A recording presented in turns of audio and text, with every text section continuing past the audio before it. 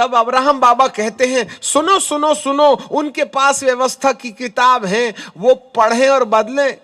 तेरे भाई को स्पेशल तो है नहीं कि उसके लिए मुर्दा जिंदा करके मैं भेजूं, और यदि मैं मुर्दा जिंदा करके अब लाजर को भेज भी दूंगा और वो मुर्दा जिंदा हो करके ना तेरे भाइयों के घर में जाएगा तो भूत समझ के घर खाली कर देंगे वो, इसलिए ये धंधा नहीं करता। इसका मतलब है धनवान का शरीर यहां है, धनवान का मानसिक शारीरिक दिमाग यहां है, परंतु जमीन की गहराई में नीचे पड़े वह देख सक रहा है, बोल सक रहा है, सुन सक रहा है, सोच सक रहा है और कम्युनिकेशन हो रहा है। यह कौन सा दिमाग है? शरीर वाला तो माटी पर कीड़े खा गए ना। इसका मतलब है शरीर के दिमाग की कहानी आत्मा के दिमाग में रिकॉर्ड हो जाती है। एक बार शरीर के दिमाग से बीड़ी पीना शुरू कर दीजिएगा, आपकी आत्मा के अंदर में बीड़ी की आदत आपसे अब रिकॉर्ड हो जाएगी। एक बार पत्नी को दमादम दीजिएगा तो आपकी आत्मा के अंदर में पिटाई करने की टेंडेंसी डेवलप हो जाएगी।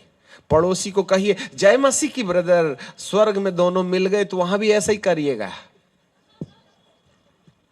क्योंकि शरीर के दिमाग ने मरने से पहले आत्मा के दिमाग में अपनी बदतमीजी रिकॉर्ड कर दी है कि आपने बीड़ी को मरने के पहले नहीं छोड़ा तो क्या मरने के बाद आपकी आत्मा के दिमाग में बीड़ी की आदत नहीं रहेगी क्या? एक बार मर के तो देखो, पान ठेले में खड़े रहेंगे, दे दे रे बाबा बीड़ी, परंतु कोई सुनने वाला नहीं है। जैसे 2 घंटे में एक बीड़ी पीते हो ना आप, इसी तरीके से तुम्हें आत्मा में भी 2 घंटे के बाद में घड़ी नहीं होगी तो अंदाज तो लग ही जाएगा 2 घंटे हो गए हैं, सताने लगेगी बीड़ी की आदत।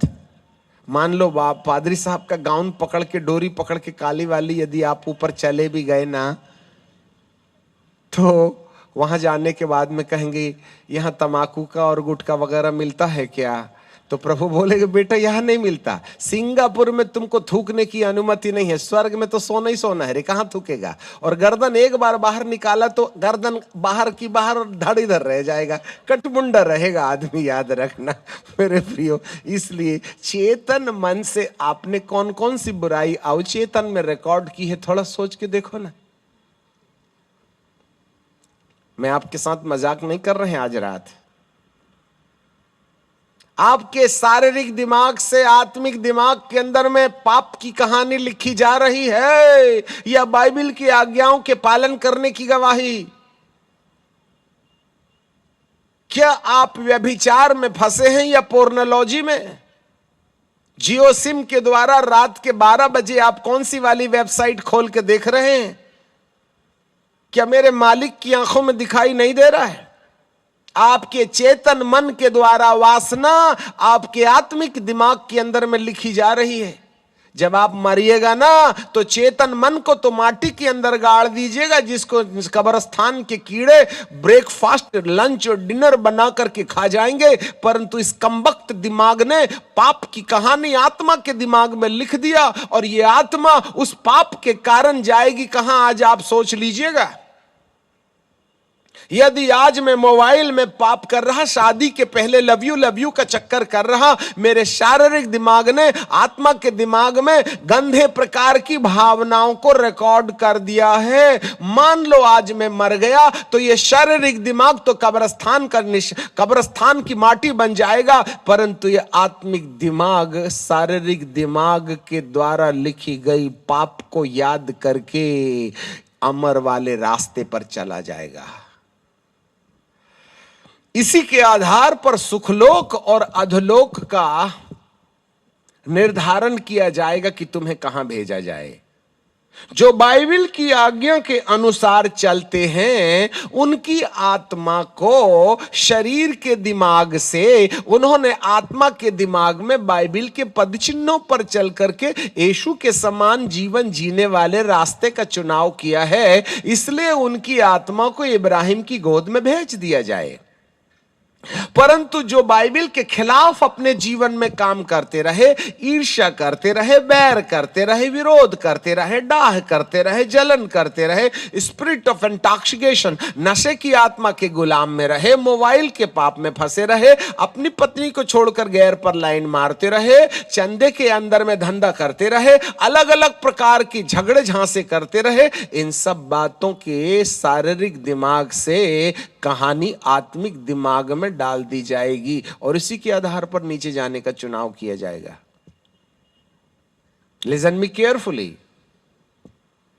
जो सुखलोक में है उनकी आत्माएं आएंगी, अपना शरीर पहन करके चली जाएंगी। 7 साल के महाक्लेश काल के बाद में यीशु के सेकंड कमिंग का सेकंड पार्ट होगा, जिसमें ख्रिस्त विरोधी तंत्र के साथ में यीशु लड़ेगा और थर्ड वर्ल्ड वॉर की फिनिशिंग करेगा, फिर इस धरती को उथल पुथल करेगा, 1000 साल का साम्राज्य स्थापित होगा। पिता और पुत्र अपने सिंहासन पर नए यरूशलेम में बैठ करके आएंगे। जो लोग दूसरे आगमन में उठा लिए गए हैं वो सब नए यरूशलेम के साथ में आएंगे और हम देहधारी लोगों के ऊपर में 1000 साल तक राज करेंगे। और जब 1000 साल पूरा हो जाएगा तब आखिरी में शैतान को फिर खोला जाएगा। वह याजूज माजूज लोगों को भड़काएगा और चमकाएगा और इजराइल के अर्थात पवित्र नगर के विरुद्ध खड़ा कर देगा। तब प्रभु अपनी भूख से उनको नष्ट करेगा और वे नरक लोक में डाले जाएंगे। और वो झूठा भविष्यवक्ता और एंटी क्राइस्ट जो बॉटमलेस पिट में है उसी के साथ शैतान भी डाल दिया जाएगा। तब अंतिम न्याय किया जाएगा। तब अधोलोक से वे सारी आत्माएं कहेंगे कम आउट। जो लोग बीड़ी पीते रहे, चोरी करते रहे, झगड़ा करते रहे, लंद फंद करते रहे, मोबाइल में पोर्नोलॉजी देखते रहे, उन तमाम वासनात्मक विचारों पर जीने वाले शारीरिक दिमाग से रिकॉर्ड की गई आत्माओं को मृत्यु के बाद अधोलोक भेज दिया गया है। कमान बाहर आ जाइए, इधर आइए, इधर आइए, इधर आइए, अपना अपना शरीर पहनो। यह है मृतकोपत्थान, the last judgment, 7th judgment. उस समय अधोलोक से आत्माएं निकाली जाएंगी।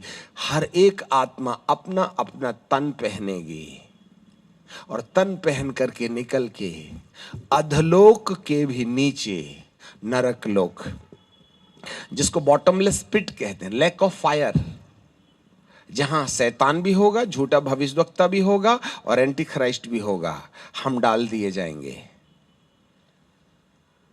आपको मालूम है उसे मृतकोपत्थान कहते हैं। पुनरुत्थान ऊपर जाने के लिए, मृतकोपत्थान नीचे जाने के लिए। First resurrection to enter into the eternity, the second resurrection to go in the bottomless pit. मेरा आपसे एक प्रश्न है, आपने शरीर के चेतन मन से आत्मा में परमेश्वर के वचन के अनुसार चलने वाले जीवन का अनुसरण किया है या परमेश्वर के वचन के विरुद्ध काम करने वाला अनुसरण किया है? यदि हमने परमेश्वर के वचन के विरुद्ध अपने जीवन में चाल चलन अपनाई हैं तो हमारे चेतन मन से अवचेतना के अंदर लिखी गई कहानी हमको अधोलोक में पहुंचाने का रास्ता बन जाएगी। यदि आपने परमेश्वर के वचन के अनुसार पवित्र आत्मा की सहायता से अपना जीवन चलाया है तो चेतना के द्वारा मसीह का स्वभाव जो आपके अंदर डेवलप हो गया, उसने चेतन मन ने अवचेतन मन के अंदर में परमेश्वर के स्वभाव को अंकित कर दिया। तब इस दिमाग के कारण इस आत्मा को सुखलोक भेजा जाएगा। जिसका सुखलोक में प्रवेश हो गया उसका स्वर्गलोक में प्रवेश कन्फर्म है, क्योंकि सुखलोक से आत्माएं फर्स्ट रिजरेक्शन में अपना शरीर पहन के उसके भी ऊपर स्वर्गलोक में चली जाएंगी। परंतु जो अधोलोक में चले गए उनके लिए चांस खत्म। अधोलोक में गई आत्माओं को 1000 साल के बाद ही निकाला जाएगा और उनको शरीर पहनाया जाएगा। और वे शरीर पहनने के बाद फिर जमीन के भी नीचे विज्ञान ने 16 किलोमीटर गहराई में अधोलोक की खोज निकाल ली। हमारे पास उसकी रिकॉर्डिंग्स हैं।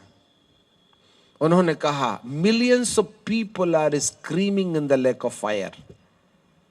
करोड़ों आत्माएं वहां पुकार रही हैं, और वहां का टेम्परेचर है 2300 सेंटीग्रेड से लेकर 3000 सेंटीग्रेड। 70 सेंटीग्रेड में कोयला आग बन जाता है, 100 सेंटीग्रेड में पानी भाप बन जाता है, 1300 सेंटीग्रेड में लोहा पानी पिघल जाता है, लोहा पिघल करके पानी बन जाता है। 2300 सेंटीग्रेड मतलब लोहा पिघलने की डबल गर्मी है अधलोक में। 30 सेकंड के लिए जाके देख लेना, हमारे सुधारे भी ना सुधर जाइएगा आप। हम आपके साथ मजाक नहीं कर रहे, हमने बहुत दुआएं की, प्रभु जितने भी धरती के अंदर विश्वासी है 1.5 मिनट के लिए विजिट में ले ही जाना उनको, हमारा सारा प्रॉब्लम सॉल्व हो जाएगा। क्योंकि वहां अच्छों को समझ में आ जाएगा कि 3000 सेंटीग्रेड तापमान में गर्मी कैसी लगती। अभी तो मारो बेटा धुआं, अभी तो इचिक बिचिक करो मोबाइल में, लड़का लड़की करो लव यू, ले जाओ झाड़ी के पीछे। परंतु जिस दिन आग नाक से घुसेगी, कान से धुआं बन के निकलेगी ना, तब सब लव यू भूल जाइएगा। मुझे माफ कीजिए, मैं आपको डरा नहीं रहा हूं, ये वास्तविकता है। हम कंधे का सितारा उतार के पागलपन करने नहीं आए हैं आपके सिर में पापड़ बेलने, but this is the truth.